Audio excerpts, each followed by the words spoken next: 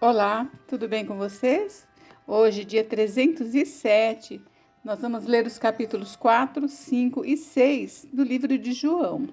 Capítulo 4, a mulher de Samaria. Quando, pois, o Senhor veio a saber que os fariseus tinham ouvido dizer que ele, Jesus, fazia e batizava mais discípulos que João, se bem que Jesus mesmo não batizava, e sim os seus discípulos, deixou a Judéia, retirando-se outra vez para a Galiléia. E era-lhe necessário atravessar a província de Samaria. Chegou, pois, a uma cidade samaritana chamada Sicar, perto das terras que Jacó dera ao seu filho José. Estava ali a fonte de Jacó. Cansado da viagem, assentara-se Jesus junto à fonte por volta da hora sexta. Nisto, veio uma mulher samaritana tirar água. Disse-lhe Jesus: Dá-me de beber, pois seus discípulos tinham ido à cidade para comprar alimentos. Então lhe disse a mulher samaritana: Como, sendo tu judeu, pedes de beber a mim, que sou mulher samaritana? Porque os judeus não se dão com os samaritanos. Replicou-lhe Jesus: Se conheceras o dom de Deus e quem é o que te pede, dá-me de beber, tu lhe pedirias, e ele te daria água viva. Respondeu-lhe ela: Senhor, tu não tens com que atirar, e o poço é fundo. Onde, pois, tens a água viva? És tu, porventura, maior do que Jacó, nosso pai, que nos deu o poço, do qual ele mesmo bebeu, e bem assim seus filhos e seu gado? Afirmou-lhe Jesus: Quem beber desta água tornará a ter sede. Aquele, porém, que beber da água que eu lhe der, nunca mais terá sede. Pelo contrário, a água que eu lhe der será nele uma fonte a jorrar para a vida eterna. Disse-lhe a mulher: Senhor, dá-me desta água para que eu não mais tenha sede, nem precise vir aqui buscá-la. Disse-lhe Jesus: Vai, chama teu marido e vem cá. Ao que lhe respondeu a mulher: Não tenho marido. Replicou-lhe Jesus: Bem disseste, não tenho marido, porque 5 maridos já tiveste, e este que agora tens não é teu marido. Isso disseste com verdade. A verdadeira adoração. Senhor, disse-lhe a mulher, vejo que tu és profeta. Nossos pais adoravam neste monte. Vós, entretanto, dizeis que em Jerusalém é o lugar onde se deve adorar. Disse-lhe Jesus: Mulher, podes crer-me que a hora vem, quando nem neste monte, nem em Jerusalém adorareis o Pai. Vós adorais o que não conheceis. Nós adoramos o que conhecemos, porque a salvação vem dos judeus. Mas vem a hora, e já chegou, em que os verdadeiros adoradores adorarão o Pai em espírito e em verdade, porque são esses que o Pai procura para seus adoradores. Deus é espírito, e importa que os seus adoradores o adorem em espírito e em verdade. Eu sei, respondeu a mulher, que há de vir o Messias, chamado Cristo. Quando ele vier, nos anunciará todas as coisas. Disse-lhe Jesus: Eu o sou, eu que falo contigo. Neste ponto, chegaram os seus discípulos e se admiraram de que estivesse falando com uma mulher. Todavia, nenhum lhe disse: Que perguntas? Ou por que falas com ela? Quanto à mulher, deixou o seu cântaro, foi à cidade e disse àqueles homens: Vinde comigo e vede um homem que me disse tudo quanto tenho feito. Será porventura o Cristo? Saíram, pois, da cidade e vieram ter com ele. A ceifa e os ceifeiros. Nesse interim, os discípulos lhe rogavam, dizendo: Mestre, come. Mas ele lhes disse: Uma comida tenho para comer que vós não conheceis. Diziam então os discípulos uns aos outros: Ter-lhe-ia porventura alguém trazido que comer? Disse-lhes Jesus: A minha comida consiste em fazer a vontade daquele que me enviou e realizar a sua obra. Não dizeis vós que ainda há 4 meses até a ceifa? Eu, porém, vos digo: erguei os olhos e vede os campos, pois já branquejam para a ceifa. O ceifeiro recebe desde já a recompensa e entesoura o seu fruto para a vida eterna. E de Sarte se alegram tanto o semeador como o ceifeiro, pois no caso é verdadeiro o ditado: um é o semeador e outro é o ceifeiro. Eu vos enviei para ceifar o que não semeastes. Outros trabalharam e vós entrastes no seu trabalho. Muitos samaritanos creem em Jesus. Muitos samaritanos daquela cidade creram nele, em virtude do testemunho da mulher que anunciara: Ele me disse tudo quanto tenho feito. Vindo, pois, os samaritanos ter com Jesus, pediam-lhe que permanecesse com eles, e ficou ali 2 dias. Muitos outros creram nele por causa da sua palavra, e diziam à mulher: já agora não é pelo que disseste que nós cremos, mas porque nós mesmos temos ouvido e sabemos que este é verdadeiramente o Salvador do mundo. Jesus volta a Galiléia. Passado 2 dias, partiu dali para a Galiléia, porque o mesmo Jesus testemunhou que um profeta não tem honra na sua própria terra. Assim, quando chegou a Galiléia, os galileus o receberam, porque viram todas as coisas que ele fizera em Jerusalém, por ocasião da festa a qual eles também tinham comparecido. A cura do filho de um oficial do rei. Dirigiu-se de novo a Caná da Galiléia, onde da água fizera vinho. Ora, havia um oficial do rei cujo filho estava doente em Cafarnaum. Tendo ouvido dizer que Jesus viera da Judéia para a Galiléia, foi ter com ele e lhe rogou que descesse para curar seu filho, que estava à morte. Então Jesus lhe disse: se porventura não virdes sinais e prodígios, de modo nenhum crereis. Rogou-lhe o oficial: Senhor, desce antes que meu filho morra. Vai, disse-lhe Jesus, teu filho vive. O homem creu na palavra de Jesus e partiu. Já ele descia quando seus servos lhe vieram ao encontro, anunciando-lhe que o seu filho vivia. Então indagou deles a que hora o seu filho se sentira melhor. Informaram: ontem, à hora 7ª, a febre o deixou. Com isto, reconheceu o pai ser aquela precisamente a hora em que Jesus lhe dissera: teu filho vive, e creu ele e toda a sua casa. Foi este o segundo sinal que fez Jesus, depois de vir da Judéia para a Galiléia. Capítulo 5. A cura de um paralítico. Passadas estas coisas, havia uma festa dos judeus, e Jesus subiu para Jerusalém. Ora, existe ali junto à porta das ovelhas um tanque, chamado em hebraico Betesda, o qual tem 5 pavilhões. Nele jazia uma multidão de enfermos, cegos, coxos, paralíticos, esperando que se movesse a água, porquanto um anjo descia em certo tempo, agitando-a. E o primeiro que entrava no tanque, uma vez agitada a água, sarava de qualquer doença que tivesse. Estava ali um homem enfermo havia 38 anos. Jesus, vendo-o deitado e sabendo que estava assim há muito tempo, perguntou-lhe: queres ser curado?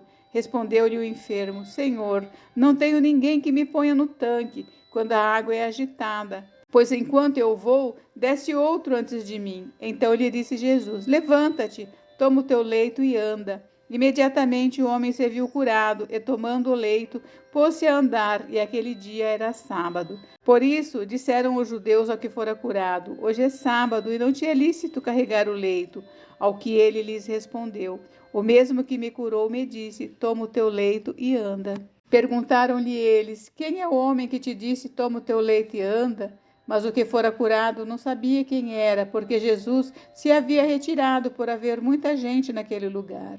Mais tarde, Jesus o encontrou no templo e lhe disse: olha que já estás curado, não peques mais, para que não te suceda coisa pior. O homem retirou-se e disse aos judeus que fora Jesus quem o havia curado. E os judeus perseguiam Jesus porque fazia estas coisas no sábado. Mas ele lhes disse: meu pai trabalha até agora e eu trabalho também. Por isso, pois, os judeus ainda mais procuravam matá-lo, porque não somente violava o sábado, mas também dizia que Deus era o seu próprio Pai, fazendo-se igual a Deus. Jesus explica a sua missão.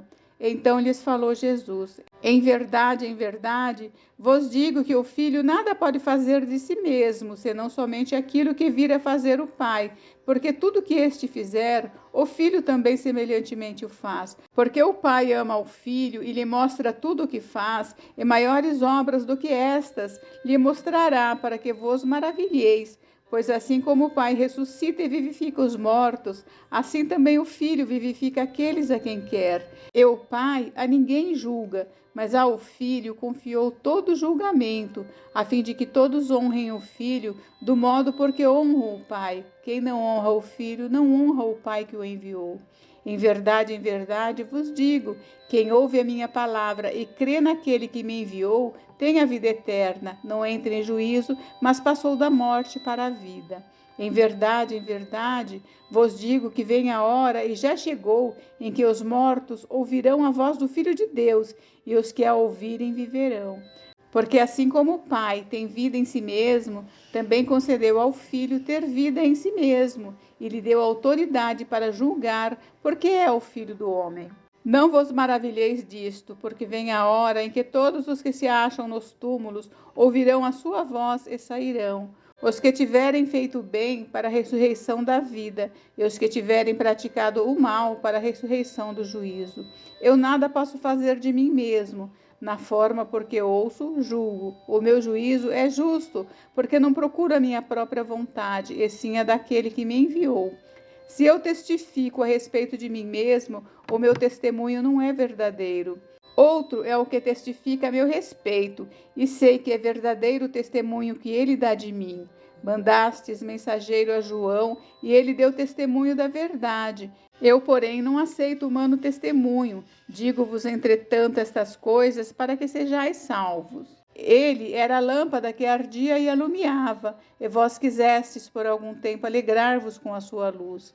Mas eu tenho maior testemunho do que o de João, porque as obras que o meu Pai me confiou para que eu as realizasse, essas que eu faço, testemunham a meu respeito de que o Pai me enviou. O Pai que me enviou, esse mesmo é que tem dado testemunho de mim. Jamais tendes ouvido a sua voz, nem visto a sua forma. Também não tendes a sua palavra permanente em vós, porque não credes naquele a quem ele enviou. Examinais as Escrituras, porque julgais ter nela a vida eterna, e são elas mesmas que testificam de mim. Contudo, não quereis vir a mim para terdes vida. Eu não aceito glória que vem dos homens. Sei, entretanto, que não tendes em vós o amor de Deus. Eu vim em nome de meu Pai, e não me recebeis. Se outro vier em seu próprio nome, certamente o recebereis. Como podeis crer, vós os que aceitam glória uns dos outros, e contudo não procurais a glória que vem do Deus único?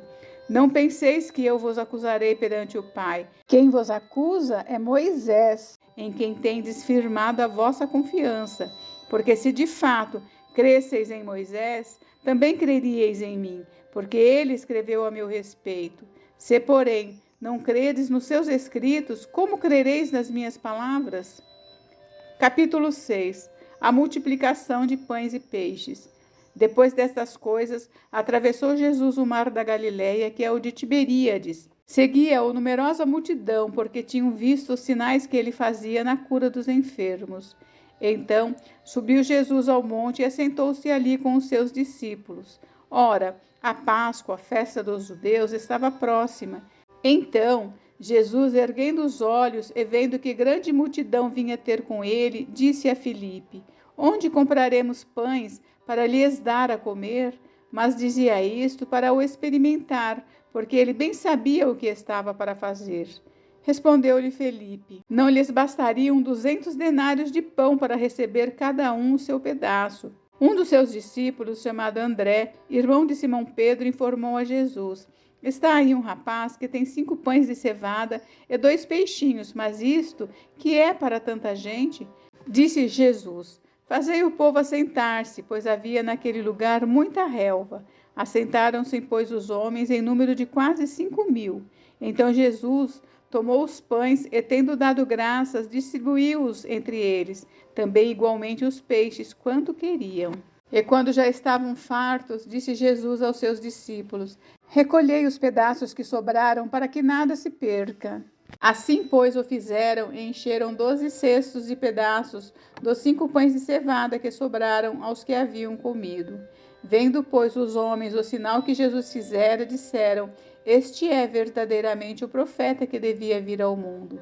Sabendo, pois, Jesus que estavam para vir com o intuito de arrebatá-lo para o proclamarem rei, retirou-se novamente sozinho para o monte. Jesus anda por sobre o mar. Ao descambar o dia, os seus discípulos desceram para o mar, e tomando um barco, passaram para o outro lado, rumo a Cafarnaum. Já se fazia escuro e Jesus ainda não viera ter com eles. E o mar começava a empolar-se, agitado por vento rijo que soprava. Tendo navegado uns 25 a 30 estádios, eis que viram Jesus andando por sobre o mar, aproximando-se do barco, e ficaram possuídos de temor. Mas Jesus lhes disse: Sou eu, não temas. Então eles, de bom grado, o receberam, e logo o barco chegou ao seu destino. Jesus, o pão da vida. No dia seguinte, a multidão, que ficava do outro lado do mar, notou que ali não havia senão um pequeno barco, e que Jesus não embarcara nele com os seus discípulos, tendo esses partido sós. Entretanto, outros barquinhos chegaram de Tiberíades, perto do lugar onde comeram o pão, tendo o Senhor dado graças. Quando, pois, viu a multidão que Jesus não estava ali, nem os seus discípulos, tomaram os barcos e partiram para Cafarnaum à sua procura. E tendo-o encontrado no outro lado do mar, lhe perguntaram: Mestre, quando chegaste aqui? Respondeu-lhes Jesus: em verdade, vos digo, vós me procurais, não porque vistes sinais, mas porque comestes dos pães e vos fartastes. Trabalhai não pela comida que perece, mas pela que subsiste para a vida eterna, a qual o Filho do Homem vos dará, porque Deus o Pai o confirmou com o seu selo. Dirigiram-se, pois, a ele, perguntando: Que faremos para realizar as obras de Deus? Respondeu-lhes Jesus: A obra de Deus é esta, que creiais naquele que por ele foi enviado. Então lhe disseram eles: Que sinal fazes para que o vejamos e creiamos em ti? Quais são os teus feitos?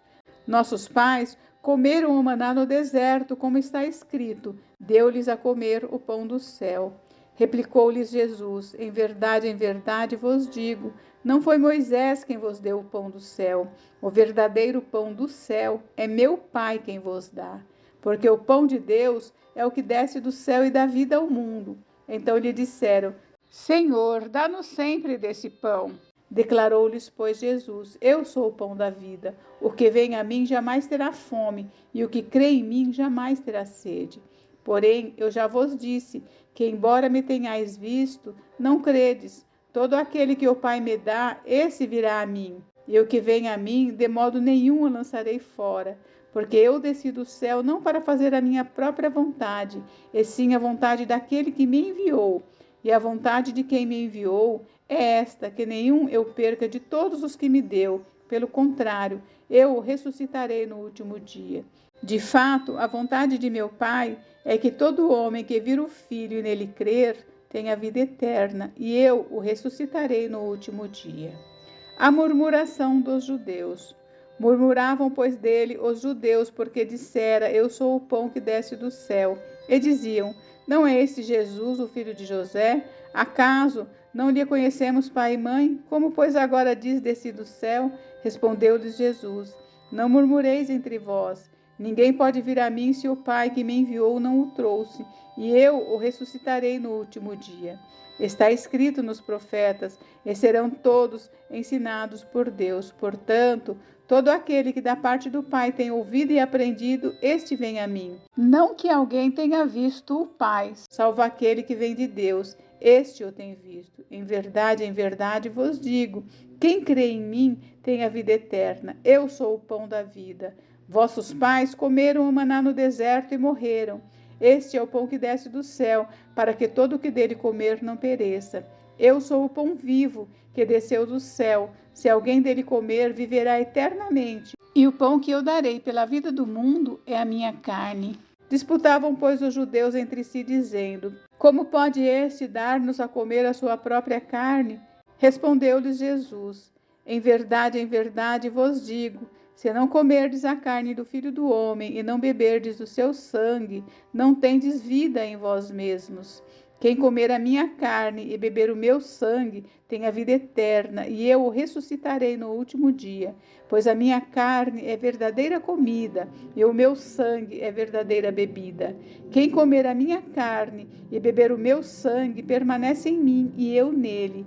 Assim como o Pai que vive me enviou, e igualmente eu vivo pelo Pai, também quem de mim se alimenta, por mim viverá. Este é o pão que desceu dos céus, em nada semelhante àquele que os vossos pais comeram e contudo morreram. Quem comer este pão viverá eternamente.